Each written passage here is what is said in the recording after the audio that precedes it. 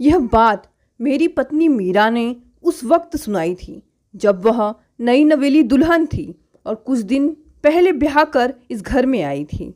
फरवरी की हल्की सर्दी की रात थी। दीवार पर लगी घड़ी में आवाज़ एक एक क्षण की बारी बारी गुजरते जाने का एहसास दिला रही थी। मैंने दूधिया रोशनी में घड़ी की ओर देखा। 12 बजने में 5 मिनट बचे थे। मीरा जाग रही थी। अभी मेरी आंखों में भी नींद का खुमार नहीं उतरा था। हम दोनों गरम शॉल लपेटे बराबर बराबर लेटे थे। कुछ पल ऐसे ही होते हैं जब बातें समाप्त हो जाती हैं और कहने के लिए कुछ भी शेष नहीं रहता। जब दिल धड़कते हैं और खामोशी शब्द बनकर बोलने लगती है। मीरा एक ऐसी लड़की है जो प्रेम में अपना पूर्ण अधिकार चाहती है। प्रेम में किसी और की भागीदार सहन नहीं थी उसे, पूरा कब्जा चाहती थी वह। और जैसा कि होता है कि प्रेम में पूरा कब्जा चाहने वाले व्यक्ति हमेशा शकीले प्रवृत्ति के होते हैं। उन्हें हर पल यह खटका लगा रहता है कि उनका प्रेमी किसी और तरफ न झुक गया हो, किसी और ने उसे अपनी ओर आकर्षित न कर लिया हो। ऐसी व्यक्तियों में निरंतर एक असुरक्षा सी बनी रहती है, एक भय सा बना रहता है कि कहीं कोई दूसरा उनके प्यार में भागीदार न बन जाए। मैं शुरुआत में ही मीरा के इस प्रवृत्ति को भली भांति समझ गया था और प्रयास करता था कि कोई ऐसा कारण ना आने दूं जो उसके लिए किसी तरह का संदेह पैदा कर सकता हो। रात कुछ और आगे सरकी। मैंने देखा अचानक मेरी पालतू बिल्ली कमरे की खिड़की से कूदकर मेरी गोद में आ बैठ गई।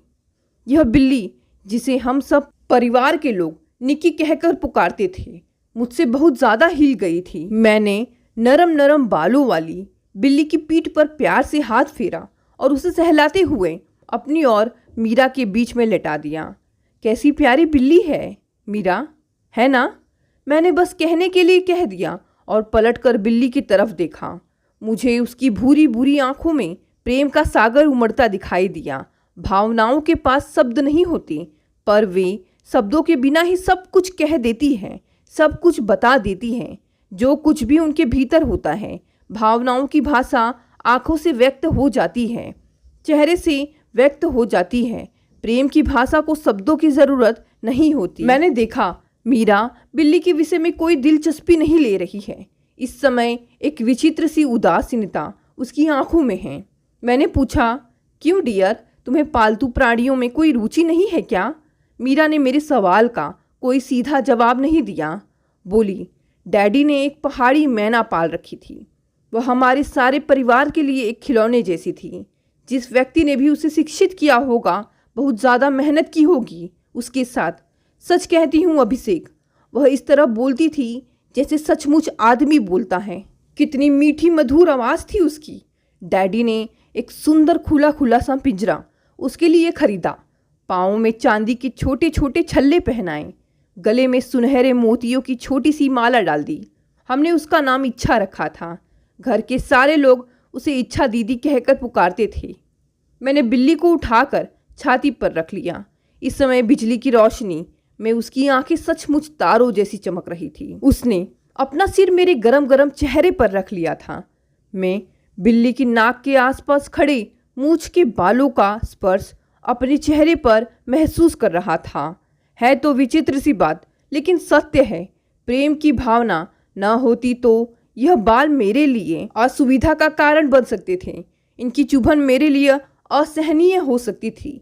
इस समय यह मुझे अच्छी लग रही है। प्रेम की भावना में तो ऐसी चीज़ें भी अच्छी लगने लगती हैं जो सामान्य स्थिति में भी स्वीकार नहीं की जा सकती।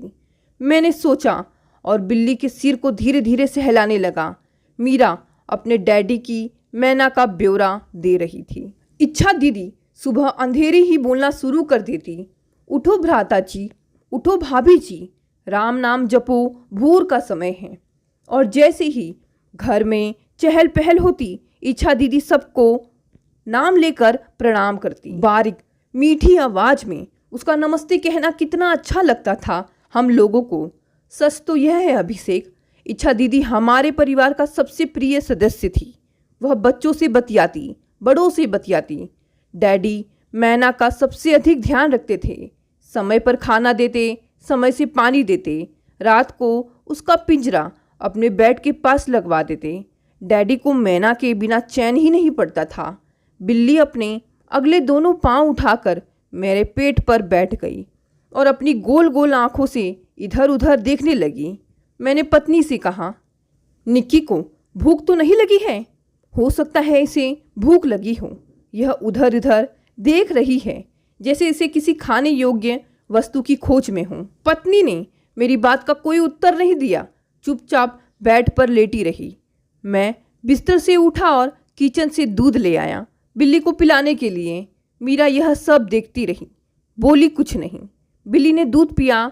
मैंने कपड़े से उसकी मूछें साफ की और उसे बाहर जाने के लिए नीचे छोड़ दिया, पर बिल्ली बाहर नहीं गई। कमरे के चारों ओर घूमकर वापस लौट आई और उछलकर फिर मेरे बिस्तर पे आ घुसी। प्रेम में जो आकर्षण है वह शायद ही किसी और चीज में हो। मैंने मीरा को संबोधित करते हुए कहा, चुंबक तो बस लोहे की चीजों को खींच पाता है, पर प्रेम की भावनाओं तो पशु पक्षियों तक को मोहित कर देती है। मैंने बिल्ली को उठाकर फिर अपने पास लिटा लिया। इसे मैं अपने एक मित्र के यहाँ से लाया था। तब यह 8 दिन की थी। गोल्डी नाम की उसकी बिल्ली ने 3 बच्चे दिए थे। एक मैं ले आया था, दूसरा एक और मित्र ले गया था और तीसरा पैदा होने के तीसरे दिन ही निमोनिया से पीड़ित होकर मर गया था। मैंने निक्की को ऐसे लाड़ प्यार से पाला है जैसे माँ अपनी संतान को पालती है। मैंने महसूस किया कि मीरा बिल्ली के विषय में कोई विशेष रुचि नहीं ले रही है। पशु पक्षी प्रेम की महक इतनी जल्दी महसूस करते हैं जितनी जल्दी शायद आदमी भी महसूस नहीं करता होगा।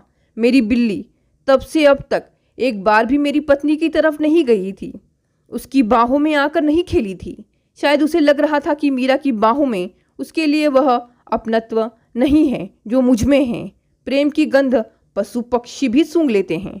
बिल्ली शांत होकर मेरी बगल में लेट गई। मीरा ने मुंह पर हाथ रखकर लंबी सी जम्भाई ली। तुमने कभी मैना पाला है अभिषेक? उसने मेरी ओर करवट लेते हुए पूछा। जवाब में न सुनकर मीरा बोली, सबसे बुद्धिमान पक्षी है यह, बुद्धिमान भी और संवेदनशील भी। मुझे लगा कि मीरा पुनः अपनी डैडी की मैना के किस्सा सुनाने को उत्सुक है। मैंने बिल्ली की ओर से ध्यान हटाकर मीरा की मैना में दिलचस्पी ली। कहा, मैना तो वह मैंने भी देखी है। विवाह के बाद केवल 2 बार ही तो मैं तुम्हारे यहाँ गया हूँ। पहली बार जब मैंने घर में प्रवेश किया, बहुत मधुर बारीक आवाज़ में सुनने को मिला, स्वागतम स्वागतम। मैंने चारों ओर घूम कर देखा, किसकी आवाज़ है कुछ समझ में नहीं आया। तब माँ जी ने बताया कि यह मनुष्य नहीं मैना बोल रही है। सच मनुष्य की तरह साफ शब्दों में बोल रही थी वह। हाँ, मीरा ने उत्तर दिया। बोली, पर वह मैना जो तुमने देखी वह नहीं थी जिसकी चर्चा मैं कर रही हूँ, जिसे हम प्यार से इच्छा दीदी कहते थे। उसका तो बहुत दुखद अंत हुआ था अभिषेक। अब भी वह घटना याद करती हूँ तो सिहर उठती हूँ। पत्नी ने अपना गरम गरम हाथ मेरे माथे पर रख लिया, लंबी सांस खींचकर बोली, एक दिन डैडी एक और मैना घर पर ले आए। बताया कि बेचने वाला इसकी बहुत प्रशंसा कर रहा था।